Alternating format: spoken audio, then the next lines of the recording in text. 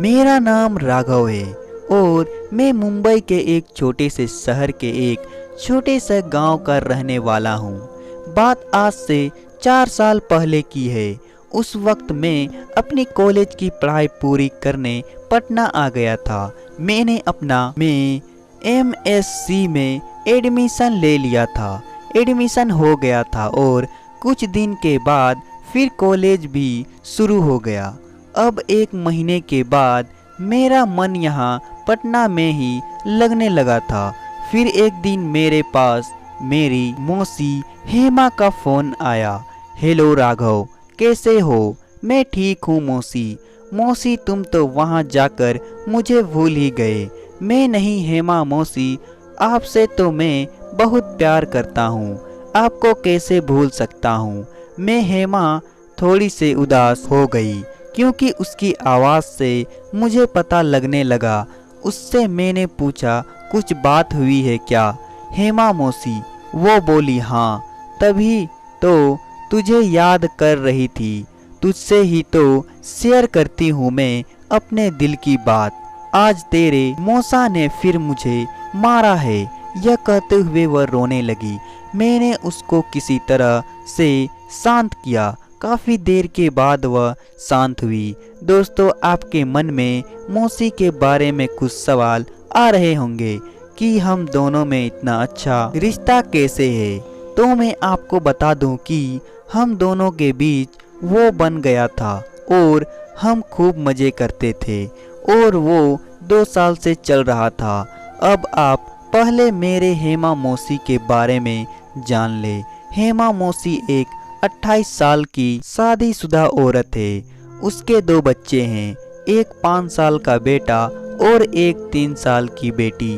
वह मेरी नाना के छोटे भाई की बेटी यानी कि मेरी सगी मौसी नहीं है। यही 2 साल से हमारा संबंध चल रहा है। मैंने बहुत बार हेमा मौसी को वो किया था। हेमा मौसी फ़ोन पर सिसकती हुई बोली, राघव, तुम मुझे भी कुछ दिनों के लिए मुंबई ले जाओ, मैं यहाँ नहीं रहना चाहती। मैं बोला, ठीक है, मैं कुछ इंतजाम करता हूँ, उसके बाद आप चली आना। इतना कहकर मैंने फ़ोन रख दिया। हेमा मौसी एक बहुत ही सीधी सादी औरत थी, मगर उसका पति यानी मेरा मौसा रवि बहुत शराब पीता था और हेमा मौसी की देखभाल भी ठीक से नहीं कर सकता था। अब मैं हेमा मौसी को पटना लाने के बारे में सोचने लगा। सच्ची बताऊं तो मुझे उससे प्यार हो गया था। मैं उसकी वो का दीवाना हो गया था। हेमा मौसी के लिए मैं और सोचा, फिर इधर उधर हाथ पैर मारा और मुझे एक कोचिंग संस्था में पार्ट टाइम जॉब मिल गई और अब कमाई इतनी थी कि हेमा मौसी का खर्चा इससे निकाल सकता था। इस सब में 10 से 15 दिन लग गए और जब सब कुछ निश्चित हो गया तो फिर मैंने हेमा मौसी को फोन किया और उससे कहा कि मैं उसके लिए सारा इंतजाम कर लिया है। यह सुनकर वो काफ़ी खुश हो गई। वह कहने लगी कि वह घर से भाग आएगी। यह सुनकर मैं एक बार तो घबरा गया, लेकिन मैं भी उससे प्यार करता था। हमारे पास कोई और रास्ता भी नहीं था। फिर हमने प्लान बनाया कि वह 2 दिन बाद शॉपिंग करने शहर आएगी और मैं भी उसी दिन पहुंच जाऊंगा। फिर हम दोनों वहां से पटना आ जाएंगे। इस तरह से हमने ये सब किया और मैं तय दिन पर वहां पहुंच गया। हेमा मौसी भी आ गई। वह उस समय बहुत मस्त लग रही थी। मेरा मन तो कर रहा था कि उसकी वहीं किसी कोने में दबोच लूं, मगर ऐसा कुछ वहां पर होने नहीं सकता था क्योंकि उसके दोनों बच्चे भी साथ थे। वह मुझे ही देख रहे थे। फिर मैंने उसका हाथ पकड़ लिया। उसका बेटा काफ़ी बड़ा हो चुका था। वह सब समझने लगा था। मैंने कई बार हेमा की वो उसके घर में ही की थी और वो इस बात को जानता था। फिर मैं हेमा मौसी और बच्चों को चाट खिलाने ले गया। फिर बच्चों ने भी चाट खत्म कर लिया था।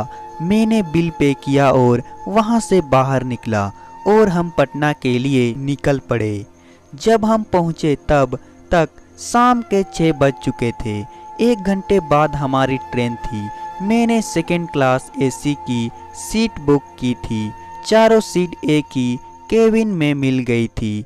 हम ट्रेन में चढ़े और फिर गाड़ी चल दी। फिर हम पटना दोपहर 1 बजे पहुंच गए। हेमा मौसी को भगाने में कोई प्रॉब्लम भी नहीं हुई क्योंकि उसका पति बहुत बड़ा शराबी था। अपने घर वालों को हेमा मौसी ने पहले ही समझा दिया था कि चूंकि मौसी अपने ससुराल में दुखी थी और वह भी जानते थे कि हेमा मौसी अपने बच्चों के साथ अलग रहने लगे, इसलिए हेमा मौसी का यह कदम उसके मायके वालों को भी स्वीकार था।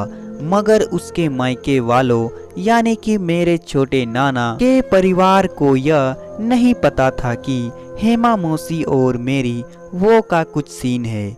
उसके लिए हम दोनों नॉर्मल ही थे।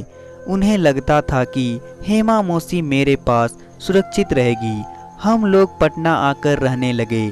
अब मेरे पास जैसे पूरा परिवार हो गया था। हेमा मौसी और उसके 2 बच्चे आ गए थे। घर में हम सब चारों के चारों बहुत खुश थे। मैं हेमा के साथ खूब वो करता था। हेमा मौसी के बच्चों को भी उसकी माँ का मेरे साथ रहने में कोई एतराज नहीं था। वह भी इस घर में आकर काफी खुश लग रहे थे। उसका कारण भी यही था कि उनका बाप घर में रोज उनको शराब पीकर पीटा करता था। अब वह आजाद थे और खुश थे।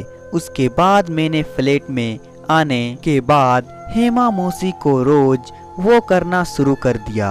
अब हम दोनों पति पत्नी की तरह मजे करते थे और काफ़ी ज़्यादा खुश भी हैं। तो दोस्तों, कहानी पसंद आए तो वीडियो को लाइक करें और साथ ही साथ चैनल को सब्सक्राइब भी कर दें।